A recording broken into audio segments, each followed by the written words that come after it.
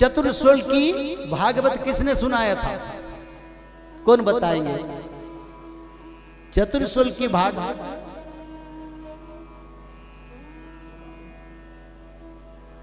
चतुर्श्लोक की भागवत किसने सुनाया था? आप कौन बताएंगे? बताओ। श्री भगवान भगवतानां मुखस्खलितम अक्षरम त्र्यक्षरम महाबीजम अनंतम तम नियोजयत चतुर्विंशति ब्रह्माणं चतुर्श्लोके च नारायण नारद दशम श्लोके व्यासश्चैव शतानि च अष्टादश पुराणेषु व्यासश्च वचन।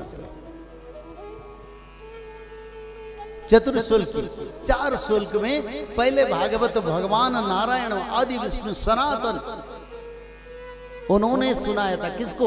ब्रह्मदेव को। वो 4 श्लोक भागवत क्या है?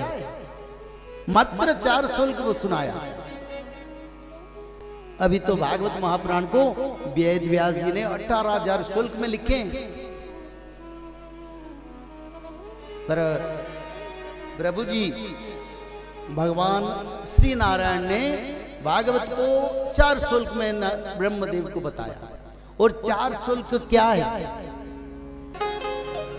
पहला भक्ति, दूसरा ज्ञान, तीसरा वैराग्य, चौथा मुक्ति या तत्व है। ये 4 तत्व को ब्रह्मदेव को बता दिया, भागवत बता दिया। और भागवत में वही है, भक्ति है, ज्ञान है, वैराग्य, तत्व या मुक्ति है।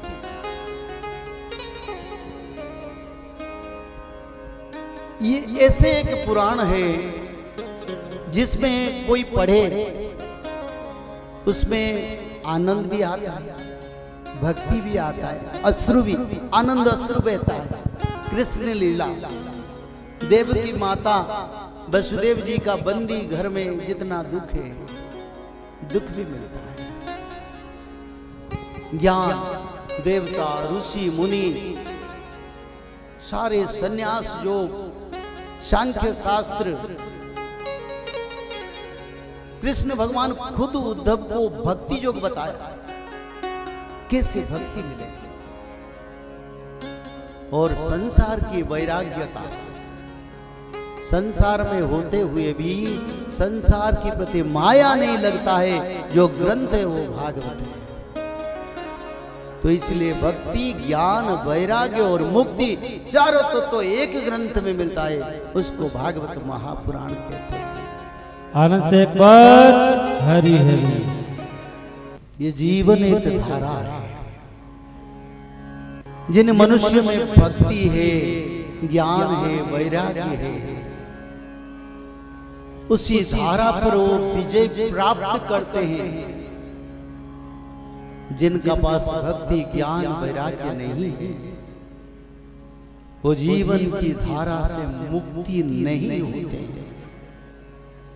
उनकी जीवन पथ श्रांत से समय कट जाता है, फिर मृत्यु आ जाता है, और मृत्यु के बाद अपने हाथ में कुछ नहीं रहता। श्रीमद् भागवत महापुराण 10 श्लोक में भगवान वेद व्यास के साथ विचार, 18,000 श्लोक में वेद व्यास ने भागवत महापुराण को रचा। आज भागवत महापुराण की महात्म्य के बारे में थोड़ा विचार। ये पद्म पुराण का लिखी हुई तत्व है। भागवत महात्म्य में लिखा है, एक दिन नारद महामुनि धरती को सबसे बड़ा दुर्लभ स्थान समझकर भगवान के निर्देश पर श्री कृष्ण भगवान के परम धाम गमन के बाद धरती पर आगमन हुआ। क्यों है? ना धरती बड़ा पवित्र है, यहाँ मनुष्य से वैकुंठ लोक तक रास्ता है। कोई देवता बनता है, कोई यक्ष गंधर्व बनता है, कोई जमपुरी को जाता है, कोई यक्ष गंधर्व भी बनता है, कोई बार बार भी जीव चक्र में बार बार लौटता है। ये मनुष्य लोक एक ऐसे दुर्लभ स्थान है जहां मानव को परमार्थ भी मिलता है। तो नारद महामुनि कृष्ण भगवान के देहांत के 1200 साल के बाद आया। कब आया? 1200 साल के बाद नारद महामुनि धरती पर आए, कृष्ण भगवान परम धाम गमन करने के बाद। जदा देवर्षयो सप्तमाघे सुविचरन्ति तदा प्रवृत्तस्तु कली द्वादशाब्द शतात्मक। ये संस्कृत भागवत में द्वादश। धरती पर सनातन धर्म डूबने वाला था, तो इसलिए नारद महामुनि धरती पर आ। तो भारत का पर्यटन किया, क्योंकि भारत वर्ष सबसे पुण्यतम क्षेत्र है। तो उन्होंने कहां गया? प्रयाग धाम को गए। तो प्रयाग धाम में, प्रयाग तीर्थ में नारद महामुनि देख रहे हैं हिंदू सनातनी नहीं है, विधर्मी लोग बैठे। नारद महामुनि दुखी हो गए। बड़े इतने पवित्र पुण्य क्षेत्र सनातन का, यहाँ हिंदू नहीं है, विधर्मी लोग बैठे। घर बना दिए, बस्ती बना दिए, कस्बा बना दिए और बसवास कर रहे हैं। क्या कोई प्रयाग तीर्थ को आता ही नहीं हिंदू? शायद ऐसा समय आया। नारद महामुनि बड़ा दुखी बन गए। बोले इतने बड़े पुण्य क्षेत्र जहाँ हिंदू लोग का आना जाना रहता है, आज कोई नहीं आता। विधर्मी लोग बैठे, घर बनाए, अपना गांव बनाए, जीव हत्या पाप अनेक पाप कर रहे हैं। प्रयाग के बाद तो उन्होंने पुष्कर गया, यहाँ पितृलोक को मुक्ति मिलता है। वहीं पर भी यही दशा, कोई पितृ का श्राद्ध क्रिया नहीं कर रहा है, पितृलोक को पिंडदान नहीं कर रहा है, पितृ तर्पण नहीं कर रहा है। पुष्कर में विधर्मी लोग बैठे हैं। तो नारद महामुनि सोचे ऐसा क्या है? धर्म कहाँ गया? क्या ये धरती पर सनातनी नहीं है? इतने बड़े बड़े तीर्थ जहाँ सनातनियों का आना जाना गहल चल, यानी निरंतर आना जाना लग रहा था, आज कोई नहीं है।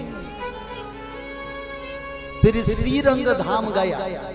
जगन्नाथ क्षेत्र को श्रीरंग धाम कहते हैं। वहीं भी यही दशा, कोई दर्शन के लिए नहीं आते हैं, मंदिर खाली पड़े हैं। वही भी विधर्मी बैठे। तब नारद महामुनि बोले, अरे ये क्या हो गया? जब तक कृष्ण भगवान का चरण कमल पद ब्रज धरती पर उनकी धूल था, तब तक धर्म था, आज धर्म नहीं है। नारद महामुनि विचार कर रहे हैं, सनातन क्षेत्र पर विधर्मियों का क्या काम है? फिर उन्होंने हरिद्वार गया।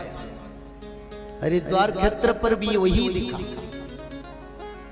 विधर्मी लोग अपना घर गांव बैठाए, सनातन लोग आना जाना नहीं करते, गंगा स्नान नहीं करते, कोई नहीं आता है। तब सोचे क्या हो रहा है? एक बात मैं कह दूं, ध्यान से सुनो इसको। जब तक धरती पर सनातनी है, तब तक सूर्य देव, चंद्र देव, वरुण देव, पंचभूत, धरती, जीव जगत रहेगा। जिस दिन सनातन का लुप्त हो जाएगा, धरती भी नहीं रहेगा। ये लिखा है शास्त्र में।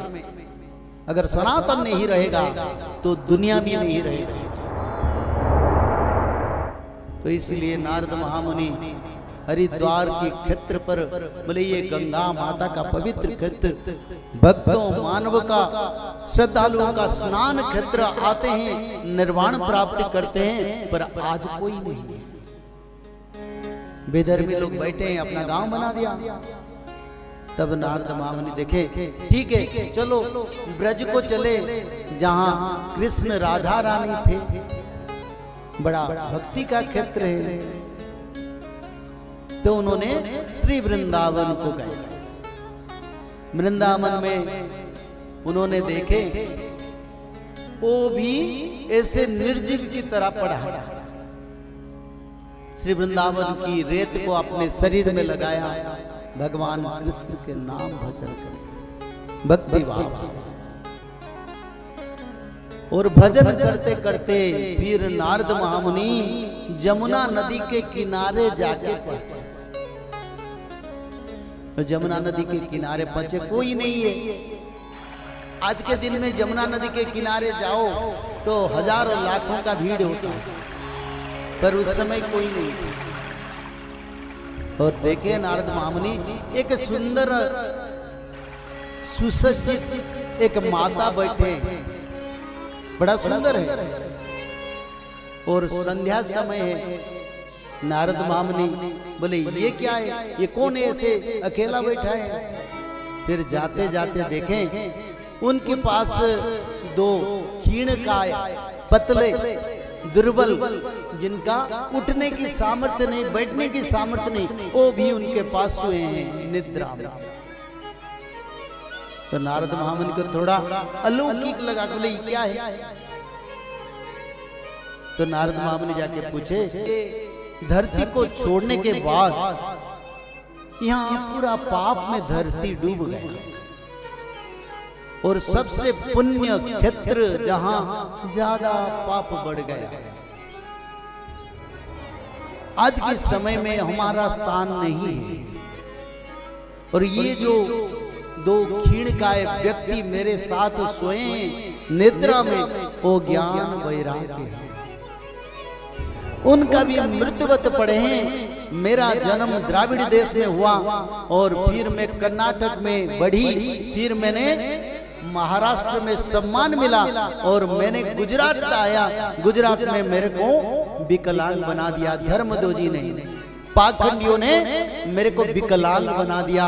इसी कारण जीवन रक्षा के लिए मैं ब्रज को आ गया। जीवन तो रक्षा हो गया, पर चलने की सामर्थ्यता नहीं।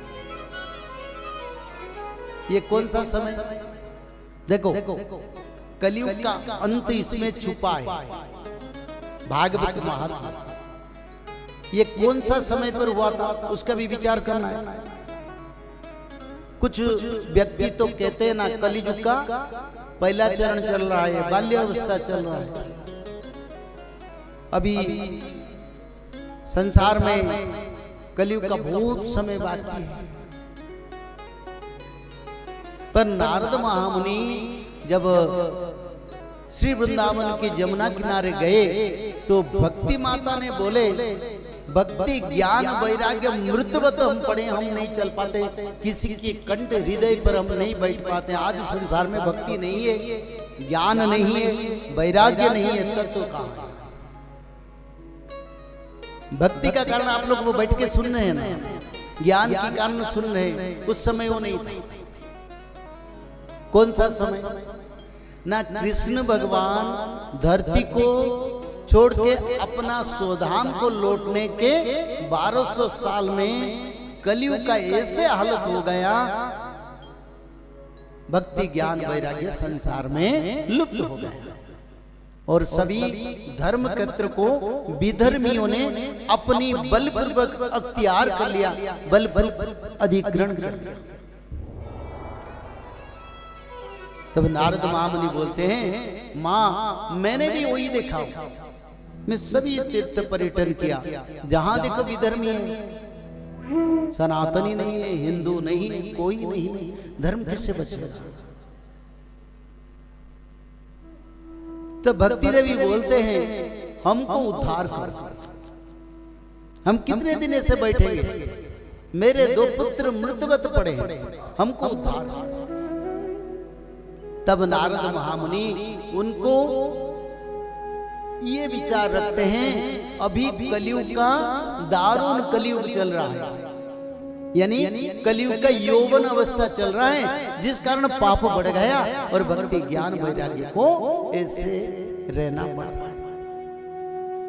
अगर 1200 साल यानी अभी कलयुग को 5125 साल, मात्र 1200 साल कलयुग को यौवन प्राप्ति हो गए, 2400 साल में बुढ़ापा आ गया और मृत्यु तो 5000 साल में लिखा है। भविष्य पुराण में लिखा है 5000 साल के बाद कलयुग का अंत होगा। उसका प्रमाण भागवत में मिलता है। तो नारद महामुनि बोले अभी दारुण कलियुग चल रहा है, दारुण यानी यौवन पुण्य घोर कली का प्रभाव। तब भक्ति देवी ने बोले भगवान आप मेरे दोनों बेटा को पुनर्जीवन दान। तब नारद महामुनि ने वेद मार्ग में उनको शुल्क भी बताया, नाम मंत्र उनकी कर्ण पर कहा। कुछ समय उठ के बैठे, फिर वो सो गए। उनका सामर्थ्य था नहीं आया, बैठ बैठ। तब नारद महामुनि बड़ा दुखी हो गए, बोले क्या धर्म नहीं है? मैं इतना प्रचेष्टा किया, मात्र ज्ञान वैराग्य को भी मैंने जीवन दान नहीं दे दिया, पुनर्जागरण नहीं कर पाया। तो उसी समय शून्यवाणी हुई, नारद महामुनि प्रचेष्टा करो, व्यर्थ नहीं जाएगा, चेष्टा करो।